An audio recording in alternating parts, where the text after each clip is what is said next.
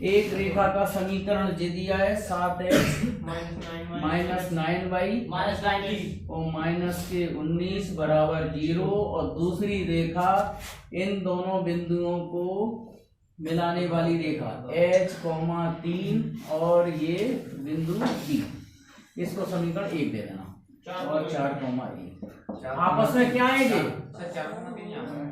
हाँ ठीक है, आपस में जी क्या है? लंब है ना? लंब है, इस रेखा का लंब है। चलो जाओ कागज वाली। हाँ देखो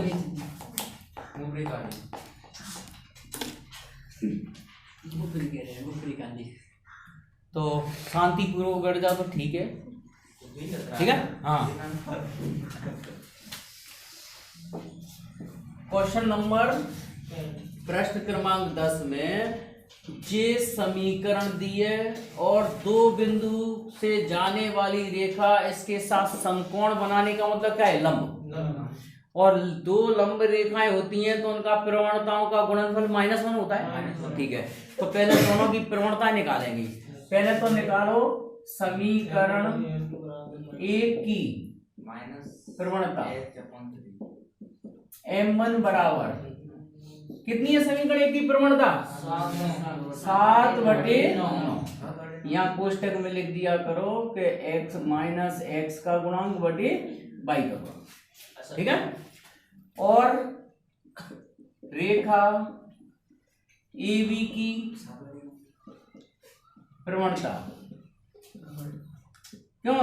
अगर दो बिंदु दिए होते हैं तो प्रवणता निकालने का सूत्र है m2 माइनस x1। तो m2 y2 माइनस y1 माने 3 माइनस 1 और h माइनस 4, ठीक है। x1 y1 किसी को ही मानो, हमने इसको x1 और y1 मान लिया और इसको x2 और y2 मान लिया, ठीक है। हाँ तो 3 माइनस 1 और h माइनस 4, ठीक है। तो इसको और हल कर लो तो जी कितना आ जाएगा? 2/h माइनस 4, ठीक है। ये आ गया। अब लिखेंगे चूंकि AB दी गई रेखा 1 पर लंब है, तो लंब की शर्त क्या हो जाएगी? m1 m2 बराबर -1 लिख देना लंब की शर्त से, हैं? भाई समकोण का मतलब क्या होता है? लंब होता है ना। तो m1 का मान कितना है? 7/9। ये सबको निकालना आ ही गया होगा। रेखा का समीकरण दिया होता है तो प्रवणता निकालते हैं, x की संख्या में काय का भाग लगा देते हैं, y की संख्या का और ऋण का निशान। तो y ऋण का मान तो ऋण क्या हो जाएगा? धन, ठीक है।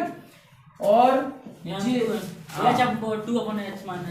और h माइनस 4 बराबर -1। ये कैची गुणा कर लो तो 7 दूनी 14 तो इधर हो गए, और माइनस का 9 बाहर रहने दो, चलो बाद में कर लेंगे।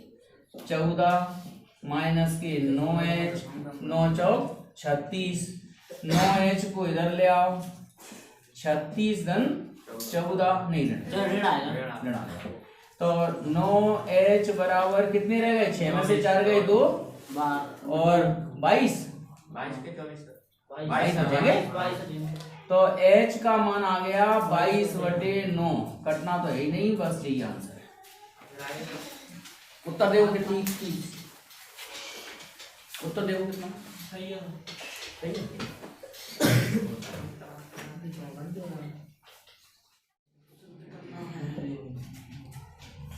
बराबर 0।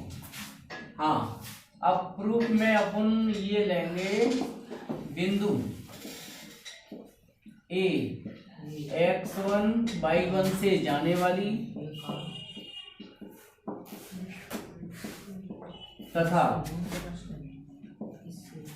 दी गई रेखा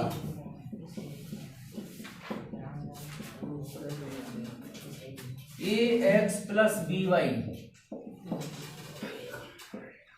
और प्लस c बराबर 0 के समानांतर। तो देखो पहले डायग्राम बनाए क्या? हाँ सर, फिर बना दो। सुन लो, देखो सवाल में मुझे कह रहे हैं कि एक रेखा जो बिंदु x1 y1 से जाती है और ये दी गई रेखा ax by प्लस c बराबर 0 के क्या है, समांतर है। तो अपन को ये रेखा निकालनी है। ये रेखा तो दी गई है ना? दी गई रेखा को चाहो तो समीकरण 1 दे दो, ठीक है। तो चित्र से क्लियर हो रहा है x1 y1 से रेखा जाए, इस रेखा के समानांतर हो, तो समानांतर होगा तो प्रवणताएं बराबर होंगी। तो जो ऊपर की प्रवणता होगी वही इसकी प्रवणता होगी, या नीचे की प्रवणता होगी वही ऊपर वाले की प्रवणता होगी। इसकी प्रवणता कितना है बताओ?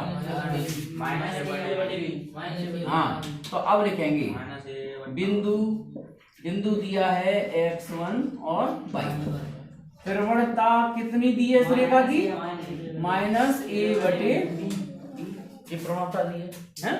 और तुम्हें पता है कि रेखाएं समानांतर हैं, तो m1 बराबर क्या होगा, m2, प्रवणताएं समान होगी। अब लिखेंगे तो बिंदु इतने से प्रवणता इतने वाली रेखा का समीकरण, कौन सा सूत्र लगाएंगे? y - y1 हाँ, y - y1 बराबर m x - x1, ठीक है। m1 तो दी गई रेखा की प्रवणता देगी, m2 दूसरी रेखा की प्रवणता, लेकिन बराबरी है ना। तो y - y1, m2 का मान क्या है? -k/b है x। तो ऐसा करो, b का गुणा इधर कर दो, ठीक है, x - x1। और ये पूरी ऋण की संख्या भी इधर ले आओ, ऋण की संख्या पूरी इधर आगे धन की हो जाएगी। तो ax - x1 plus b y - y1 बराबर 0। जी सिद्ध करना था। हाँ सर, जी तो करना था। तुम्हें जादू चलो,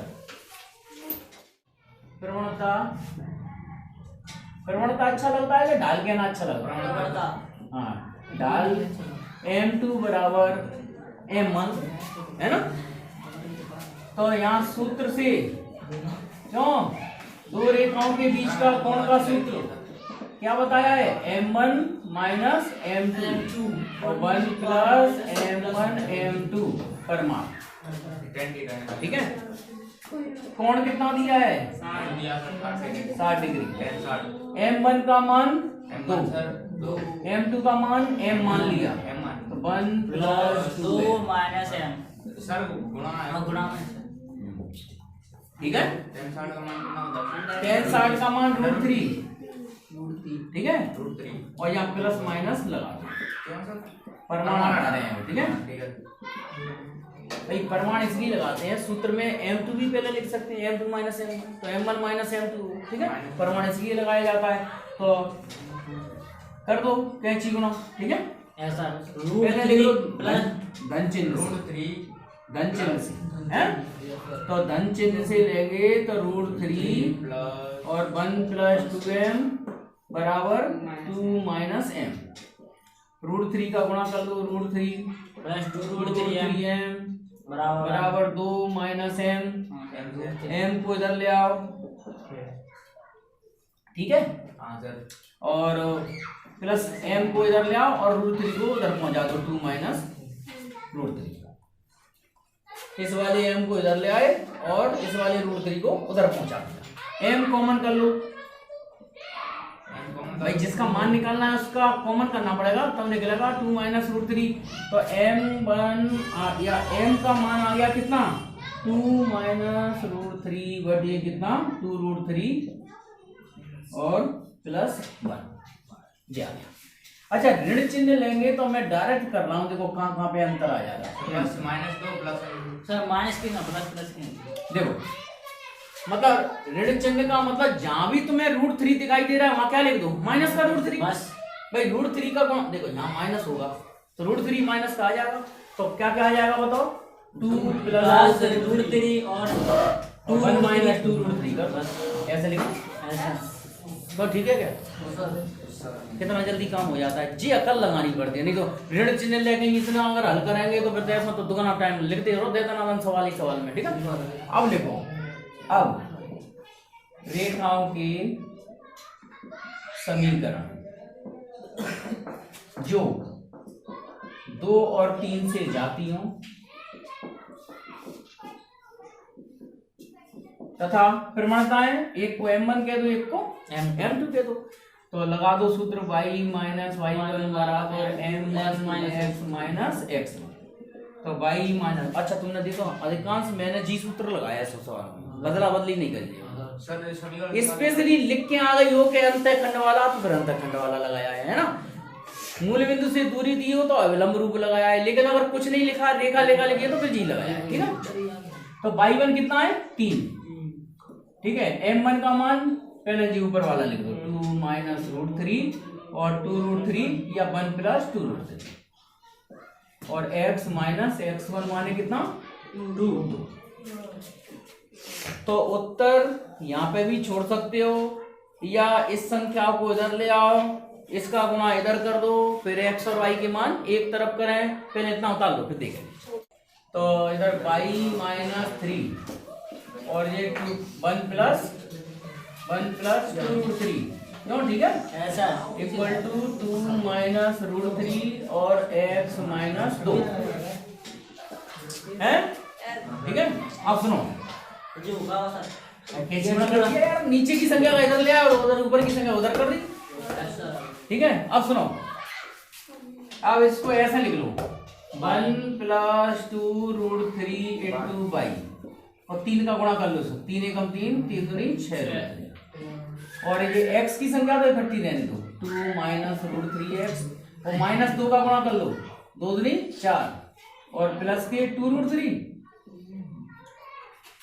x का गुणा किया दोनों में वो तो इकट्ठा लेगा और फिर माइनस 2 का गुणा किया तो माइनस के 4 और माइनस के 2 का गुणा माइनस √3 से होगा तो 2√3 हो जाएगा। ठीक है, अब ऐसा करो सब संख्याओं को उधर ले जाओ, तो 2 माइनस √3x, ठीक है, ये y की संख्या उधर ले जाओ तो माइनस के 1 प्लस 2√3y और जी कितनी हो जाएंगी, डायरेक्ट जोड़ दो यार इन्हें तो। ठीक है, माइनस के 3 और ऋण के 4, तो इधर आगे माइनस के 3 धन के 4 हो जाएंगे, माइनस का 1 बचेगा -1 और 6√3 और 2√3 कितने हो गए नहीं प्लस के 8√3। अरे ऋण की संख्या धन की हो जाएगी और ये माइनस का 1 बचेगा, है ना। बस, या इसको ऐसे लिख दो 2 माइनस √3x और 1 प्लस 2√3y और प्लस 8√3 माइनस 1 बराबर 0। ये पहला उत्तर आ गया। और अच्छा दूसरे में सोचो, देखो ये दोनों प्लस नहीं आएंगे, माइनस का है यार, ये निकाल लो ना, हल करके निकाल लो, m2 का मान रखे बस खत्म, पूरा हल कर लो, m2 का मान ही तो बदलना है, पूरा समीकरण तो जैसा का जैसा ही चलेगा। -1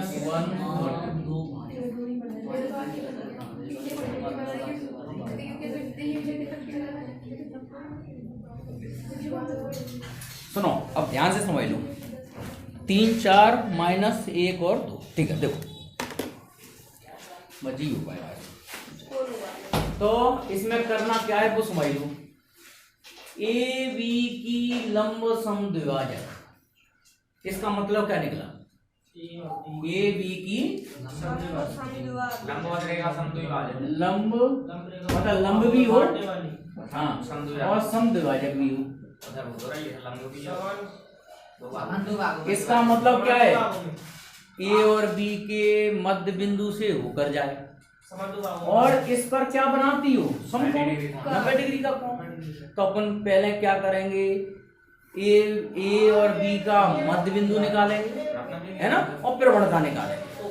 तो पहले लिखो ए तथा बी का मध्य बिंदु कितना है, मध्य बिंदु कोई बोल सकता है डायरेक्ट में बिना सूत्र के, x1 प्लस x2 बटे 2 y1 प्लस y2 बटे 2 जितना होता है सूत्र, अब इसके देखो कैसे डायरेक्ट करो, 4 और 2 6, 6 के आधे 3, 3 में से क्या 2, 2 के आधे 1, जी आ गया मत है, जोड़ के आना तो ठीक है ना। देखो 3 और पहले तो एक मिनट नहीं उल्टा लिख दिया, 3 और ऋण 1 कितने हो गए, 2 का आधा 1 बोलो 4 1 और ये 4 और 2 6 के आधे 3 भाई, पहला मान लिखना है, दूसरा मान लिखना है, जी तो हो गया मध्य बिंदु। अब बोलो प्रवणता AB की प्रवणता बोलो।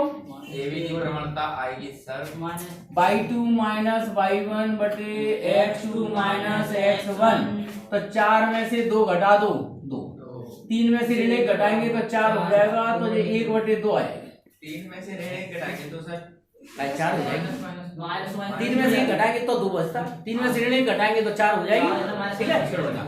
तो सुनो अब लिखो, अच्छा जी बताओ AB की प्रवणता 1/2 है, तो इसकी लंब रेखा की प्रवणता कितनी हो जाएगी, प्रवणता माइनस बोलो PQ की प्रवणता कितनी हो जाएगी, -2 M2 बराबर -1 -1 क्यों -2 होगी क्या नहीं। चलो अब तुम्हें सुनो, लंब समद्विभाजक का बिंदु पता चल गया, प्रवणता पता चल गई, फिर तो तुम्हें पता है वो सूत्र अपना एक ही चल रहा है, ठीक है। कौन सा, लिखेंगे अब लंब समद्विभाजक का समीकरण,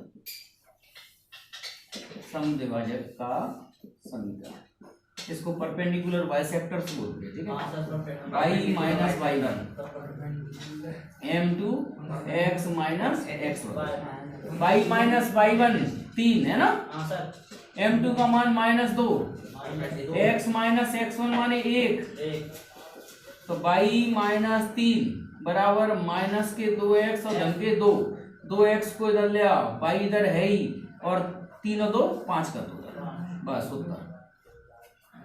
ये लंब समझ आएगा।